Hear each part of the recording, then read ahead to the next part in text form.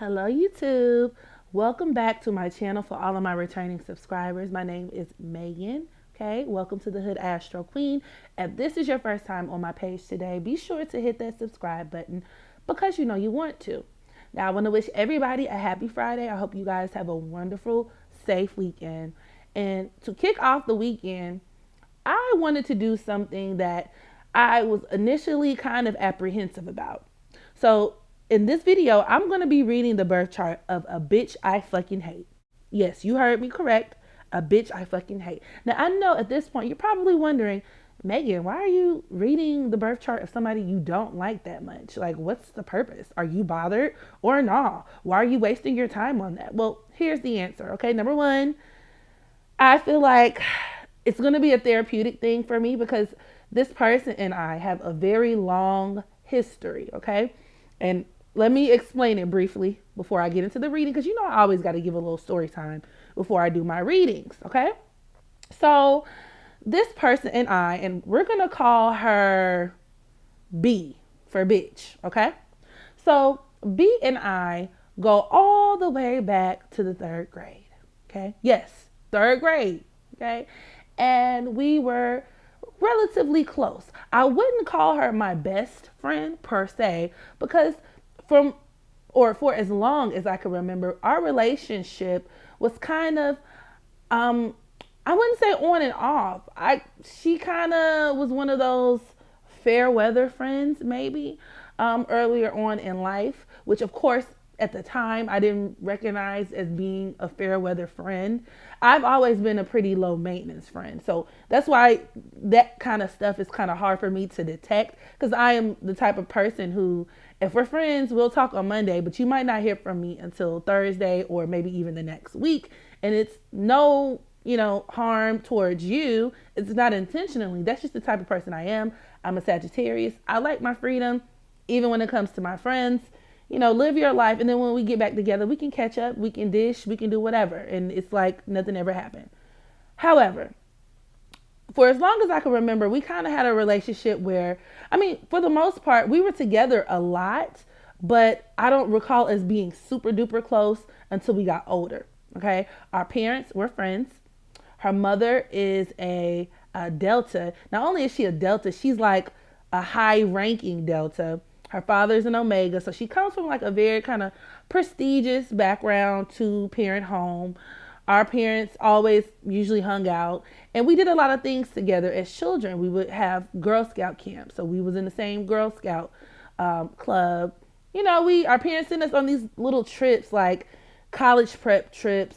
We went to Howard, D.C. together. And I guess over time, maybe around high school, I began to look at her as someone that I'm like, okay, well, we've been friends for a while. We're always virtually together. So I guess she kind of is my best friend. And she was a very fun girl, very wild, which I'm no prude, so I'm not one to judge. But she was really fun to be around. And she had this very charismatic personality, charming personality that a lot of people would flock to. And maybe a part of me was secretly kind of envious of that. And I can be honest and clock my own tea.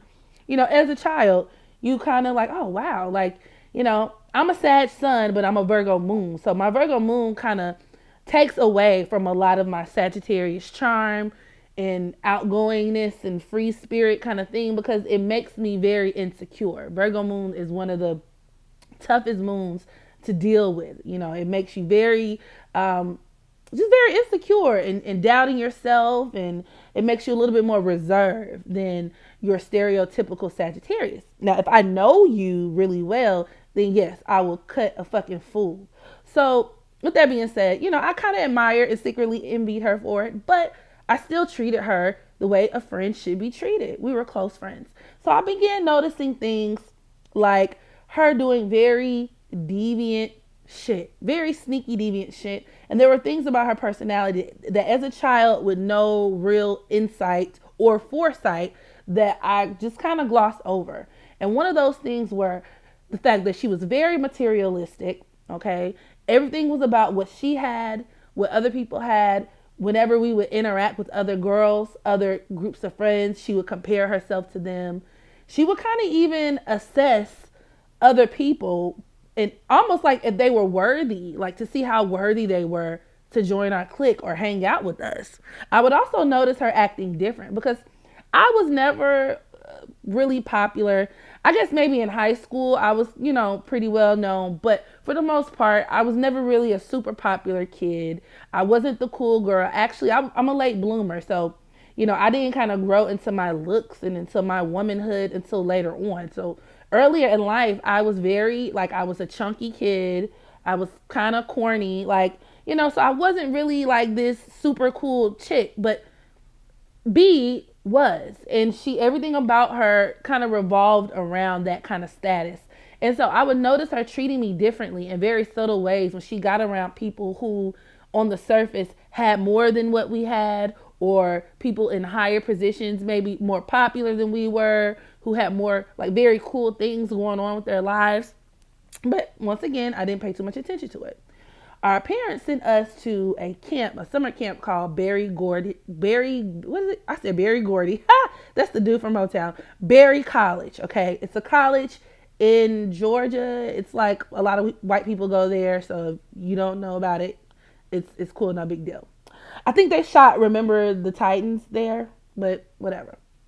So, we go to the summer camp, and there was this one guy in particular. He was our counselor, and our counselor wasn't that much older than us. If we were like 15 at the time, 16, maybe he was like 19 or 20, right? And he was so cute to me. He was so sexy. And I remember telling B, like, oh my God, like, I'm oogling and goggling over him the whole time. And of course, like I'm a little chunky girl. Who the fuck is interested in me, right? I had my little glasses on, nerd kind of. Well, I wasn't a nerd, so let me stop painting that picture. But I wasn't anything that guys would be checking for. Put it like that. And yeah, so we quote unquote befriended a girl named Jay. We're gonna call her Jay at the camp. Who at our age, I mean, she was like the city girls, okay? She had the city girl thing going, and she was fucking for money, okay? Even though her mom had her on the swim team, I think her parents wanted her to live one kind of lifestyle, but she had something else planned for her. She was very like voluptuous, curvy. She dealt with a lot of guys. Like I said, she would, get guys to give her stuff. She was very fast paced, lived a very fast paced life, was plugged in with just a lot of popular people. And I started to notice that trend, that thing of every time we would get around somebody new or somebody who had something better or, more to offer, B started acting very different. And it became a situation that shifted like from all three of us being friends to B and J being friends. And I kind of felt like an outsider, which is a theme that, once again, throughout the duration of our friendship, I've always felt. So one day, I noticed that B and Jay were hanging out with my crush, the counselor. And I'm like, I didn't really think much of it. And then I started noticing Jay and the counselor hanging out together, flirting, doing really funny stuff. And granted, I don't know Jay I didn't know Jay like that. She wasn't my friend, nor did I confide in her how I felt about, the crush, so to speak. And no, I take that back. I did. And so that's kind of what made it so bad. That come to find out, and, B went on to tell me after the camp was over that, and she said it in a very matter of fact kind of way. We were talking about something completely different. And then she brings up Jay and she's like, oh yeah, well, Jay got with whatever the counselor's name was, right? Oh yeah, they had sex and they did this, and I think they're still talking. And I'm like, wait a goddamn minute, bitch. You didn't tell me none of this shit. Like, fuck Jay. You're supposed to be my friend. You know what I'm saying? And she knew that I had a crush on the guy, all the while laughing and smiling and kikiing with the girl who's actually fucking him. Do you see what I'm saying? So even on a child level, it was something about that didn't sit right with me. I'm like, this is like my first major burn, like major dose of something is not right with this chick. But me being forgiving, me having that Sagittarian nature that I do have, that I was probably more tapped into at that point. I was like, fuck it, okay, fuck it. I'm just gonna let it go. So we grow older, time passes, and we actually ended up going to the same college. Yes. So originally she went to, should I say the name of the college? Fuck it. She went to Howard initially, Howard University on a lacrosse scholarship. And some crazy shit happened up there. And she ended up coming down to the school I went to, which was Valdosta, maybe our sophomore year, maybe even our junior year. I can't remember. And at the time, I was kind of confused because I'm like, you're going from Howard to Valdosta, which is literally like a no name. You go from like a top tier HBCU to a low level, kind of like middle of the road, unheard of Southern Georgia school. Whatever. Okay. So she moves in with her sister. She had an elder sister who was also a Delta who attended VSU at one point.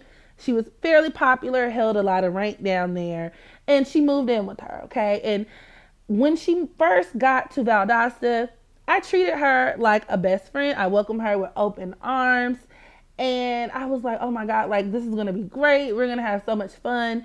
And literally, like it was amazing. And she moved in the middle of the summertime, mind you, okay?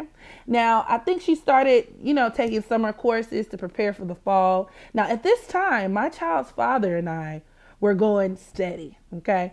And during that summer, we took a break, if you will. Our relationship was kind of rocky, very rocky to say the least. And around the beginning of the semester, things were great. We were hanging out. I did start to notice that she had gotten progressively out of control as far as just her party style, the way she was. At this point, she was a full-blown alcoholic, okay, drinking for breakfast, lunch, and dinner. And I guess you can make the argument with us being in college, like, okay, well, who isn't an alcoholic? Well, it was a very distinct difference that I was able to pick up on, okay? A lot of college students go to parties, drink, even abuse substances, kind of in an irresponsible way. But this girl, it was a next level, okay? When I literally tell you breakfast, lunch, dinner, drinking, and I'm not even going to separate myself from the drama or separate myself too far from it, because there were a lot of things, because I was kind of, I guess just impressionable and curious.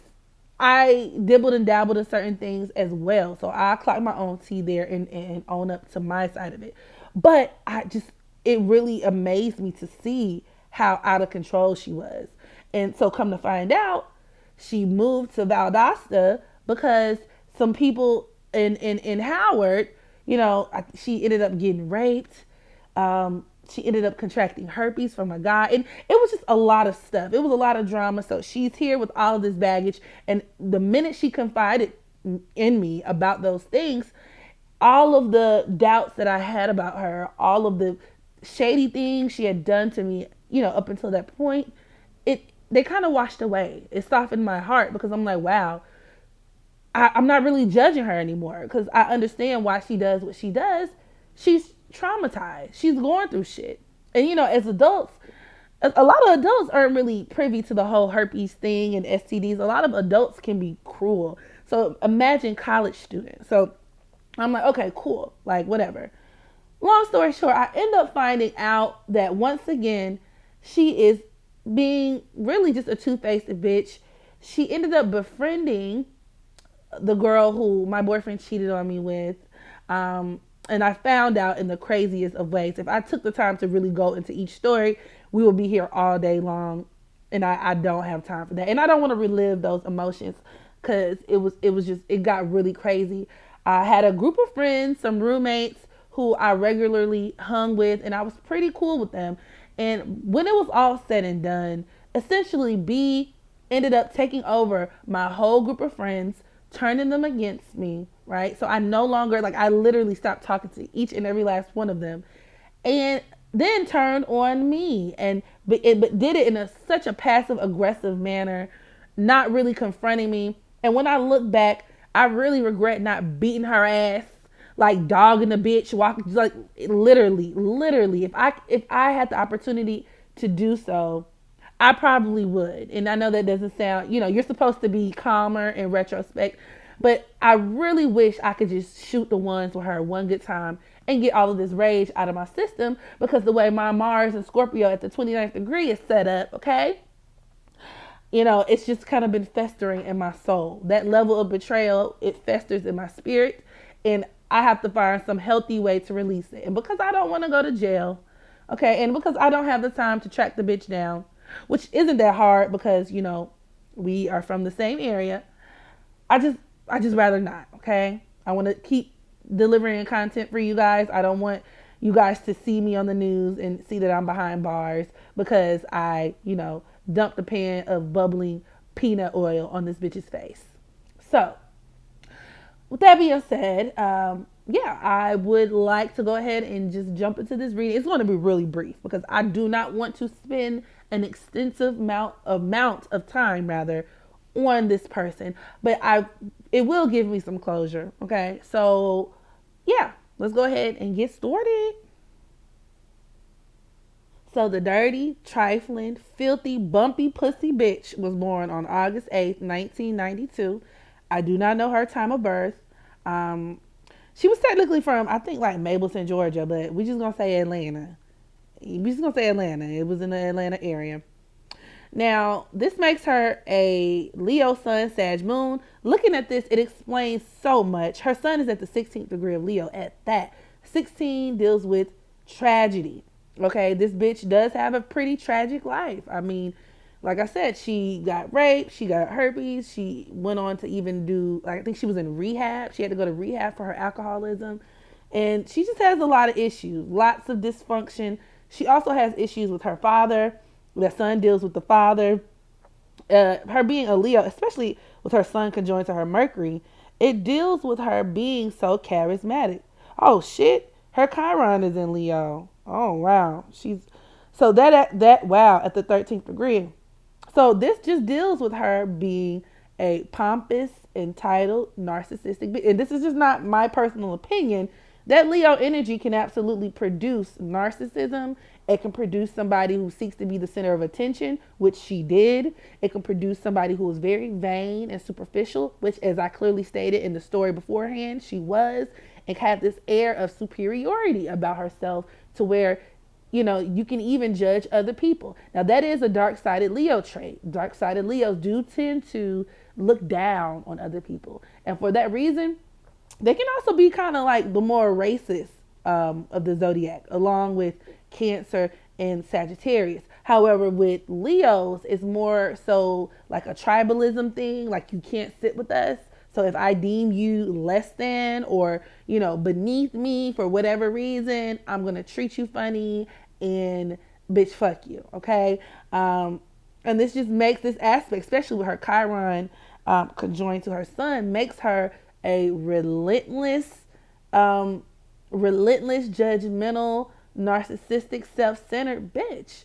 It can make somebody who feels like they are the exception to the rules. It can make somebody who feels entitled, entitled to be the popular one, entitled to be the one who is, the it girl. It also makes her a very dysfunctional person, and it can even indicate her being very naive, which now that I think about it, she was. I remember when we were in high school, we were practically grown, like basically damn near in college.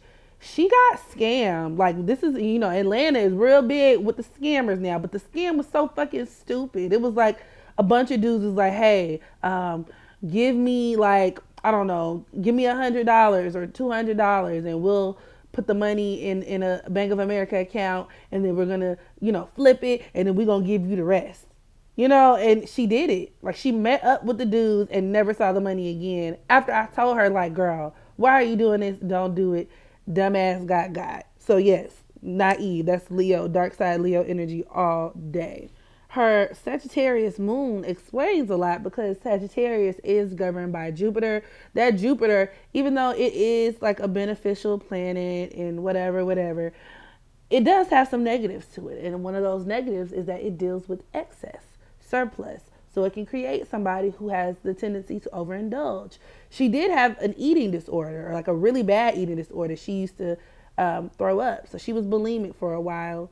Her weight was a huge issue. To the point where her mom and other family members would pressure her to lose weight, and she would pretend like she's doing like the meal plan that they set out for her, but then she would hide food under her bed. Then she would eat the food, then she would throw up. Like she went through a lot with that. I'm not even gonna cap. So yeah, and with her moon actually squaring her Jupiter, she has her Jupiter in at the 16th degree of Virgo. That can absolutely deal with eating disorder, issues with food. Virgo represents the sixth house. That deals with your daily habits, your routine, the things that you eat. Okay, so absolutely, it can create somebody who can go overboard with food and even alcohol, for that matter. And then the alcohol thing is actually reinforced with her Neptune squaring her ascendant. So that deals with her experimenting with drugs and alcohol and just even forming an addiction, which she did. Oh wow, her Jupiter is conjoined to her Venus also. So yeah, Venus deals with food all day long. So Venus and Jupiter squaring your moon in Sag, yes, that's an eating disorder all day long. Her Sun is squaring her Pluto in Scorpio, which once again points towards her very nefarious, however you say that, relationship with her father. It can also deal with her being very vindictive, jealous, controlling, and it can even deal with her attracting guys like that into her life. And it also does, it can point to attracting men who carry STDs, bro. Like Scorpio does deal with bacteria, it deals with infections, STIs, all of that shit, okay? And it can also point towards her being dominated, abused by powerful males or, men in her life. And then her father also had a job that was, I'm not even going to say what his job was, but just know it was a very research, very research heavy kind of job, like for the government and whatnot. And yeah, Scorpio definitely deals with that eighth house, that investigation, research, blase squaze, height, prominence. So yeah. And the icing on the fucking cake, which really made me go like, okay, this explains everything, is the fact that her Saturn is conjoined to her black moon Lilith in Aquarius. Her black moon Lilith is at the 22 or 22nd degree rather. And that number 22 deals with situations where you're either controlling something or you're being controlled. And in the context of our friendship at the time, I think she was more so the controller, the puppet master of situations around her. Now, this aspect can deal with somebody who is, that dark side Aquarian energy is just straight up disloyal. These people can be some of the worst friends, because Aquarius at its lowest vibrational level can be very much emotionally detached, insensitive, cold. These people can be very cold, cruel. These people can even be friends with people that they don't even like. Aquarius governs the 11th house of the zodiac, or of the birth chart, which does deal with friendships, collective organizations, society, okay? And especially with Saturn conjoined to her black moon Lilith, she has a lot of negative, or just a lot of karma attached to this area of her life, meaning the bitch is probably a hellraiser with a lot of her friends, or amongst a lot of groups of people. She probably is the type of person who brings chaos and disarray wherever the fuck she goes. So that is, that does console me and kind of nurture my spirit a little bit to know that, like, oh, Megan, it wasn't you. This bitch is just a psychopath. The way her chart is set up, she has it pretty bad.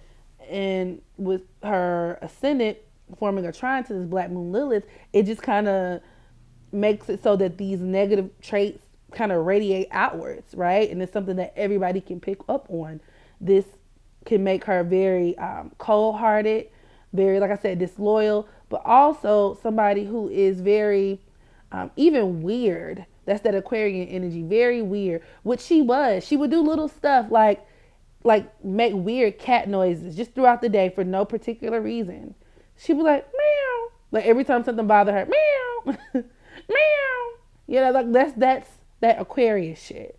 A bully. This can make somebody a bully, which she was, but she wasn't like a bully. Like I'm gonna take your lunch. What's up? What's popping? Because I would have fought her, but it was more so like a emotional bullying, like very passive aggressive. The bitch was sneaky, and a lot of times this aspect can produce somebody who, if they aren't the leader of the pack, like of a group of people or a group of friends, they are willing to cause dissension and chaos and just start shit, and yeah, until, they come out on top. These people have no qualms about betraying people or flipping on a friend if it's convenient for them. That's that dark side of Aquarius. And with her Mercury opposing her Saturn and Black Moon Lilith, this could even indicate issues, sibling issues, which she did have a lot of. She and her older sister often had like a very like back and forth kind of situation, high and low, whatever. But that didn't really have much to do with me. But I will say, if you're the type of person who can be fake and turn on your sister, you don't give a fuck about me. And I should have peaked game then. So yeah, that concludes my reading of this fake ass, dirty ass bitch. I actually have a tiny little bit more compassion for her after looking at her chart.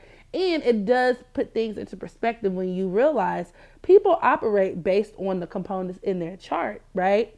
And it has very little to do with you. These people are going to play out these energy signatures based on whoever the fuck comes around them. And I do believe that we encounter people for a reason, for your development, for theirs. But either way, our paths were destined to cross. And this makes me feel a little bit better. So yeah, until next time, make sure you practice unconditional self-love. And if a bitch pisses you off, beat that bitch ass today, bro. Don't wait and then let it fester in your spirit, and like 3, 4, 5 years later you still thinking about it. Drag that hole today, okay?